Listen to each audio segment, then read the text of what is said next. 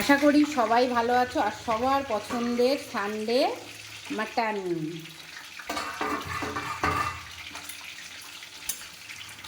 তো লাল লাল মাটনের আজকে ঝোল বানিয়েছি। পুজোর সময় মাটন রান্না করা হয়নি ঘরে, বাইরে খেয়েও শান্তি পাইনি আমার ছেলে আমার বর। ঠিক আছে, মেয়েকে তো বলেছিলাম থাক মাটন টাটন রান্না করব তারপরে যাস, তো কলেজ খুলে গেছে বলে চলে গেছে। আর এখানে দেখো, ওহো, ভেটকি ফ্রাই হচ্ছে আজকে। একটু বড় বড়, একটু মানে 1 বিঘা সাইজের ভেটকি ফ্রাই করছি। এই যে, তো এই ভেটকি দুটো ভাজবো। একটা বসিয়ে দিয়েছিলাম, সেটাই এখন তোমাদের সাথে শেয়ার করলাম।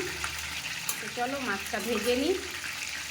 আর এখন হবে হচ্ছে কাতলা মাছ দিয়ে, আলু দিয়ে, কচু দিয়ে ঝোল।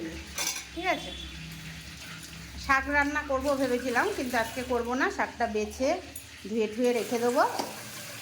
হ্যাঁ, শাকটা হবে হচ্ছে কালকে।